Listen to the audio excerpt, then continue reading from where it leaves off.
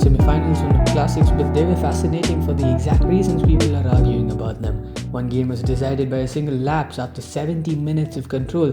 The other went all the way to penalties because neither side trusted itself enough to blink first. And when you actually slow these games down and look properly, they tell you a lot. Not about AFCON in general, but about these four teams, these players, and why two of them are now in the final. 5 things we learned from this semi-final round. Let's start with Senegal versus Egypt because this game summed up modern knockout football perfectly. Senegal did not overwhelm Egypt. They did not batter them with chances. What they did was quietly control almost everything that mattered. From the first 20 minutes, Senegal's midfield shape made Egypt uncomfortable. Idrissa Gueye and Pape Matar Sarr were constantly positioned to cut off central passes into Salah, which forced Egypt wide and slowed every transition. Salah spent long stretches receiving the ball with his back to goal or near the touchline with no runner inside him. That is not an accident, that is preparation. Egypt's plan was clearly to stay alive, frustrate and hope for a moment.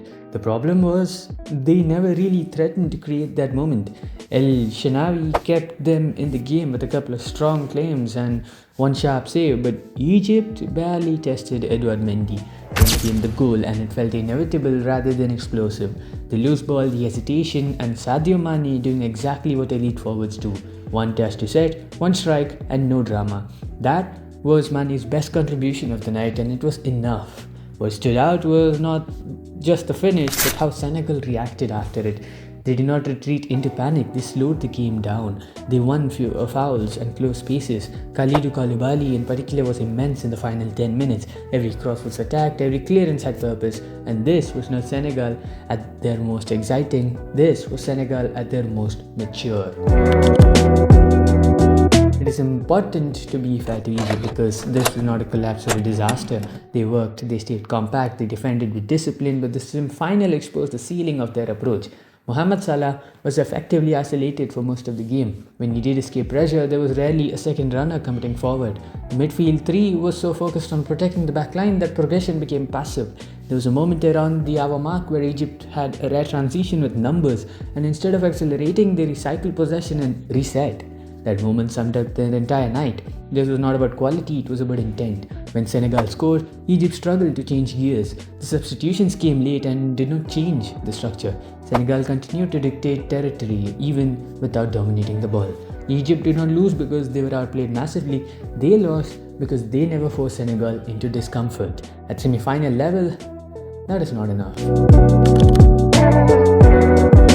In the first semi-final was about control. The second one was about tension. Morocco versus Nigeria never found rhythm because both teams kept running into each other's strengths. Nigeria were compact and physical through midfield, but struggled to connect their attackers. Osimhen battled, but service was inconsistent. Chukwueze tried to stretch the pitch, but yet Morocco's fullbacks rarely overcommitted. Morocco meanwhile had more of the ball and more territory, but very few clear chances. And Nasiri worked tirelessly, dropping deep and pressing, but found himself isolated in the box.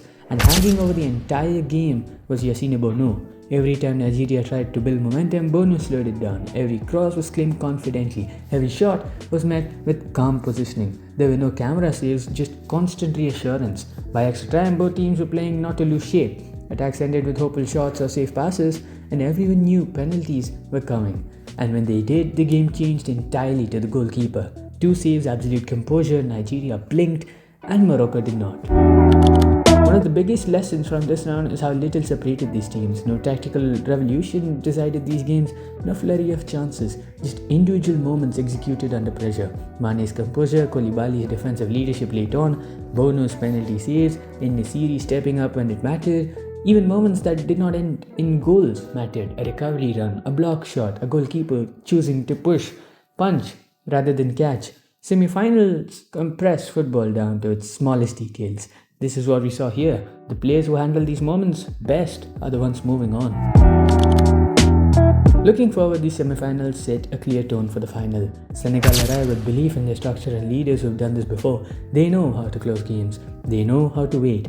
Morocco arrive with momentum, a home crowd behind them, and a goalkeeper in the form of his life.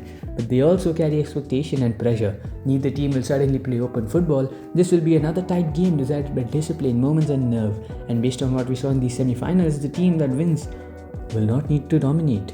They will just need to be better in the moments that count. That is what this round taught us.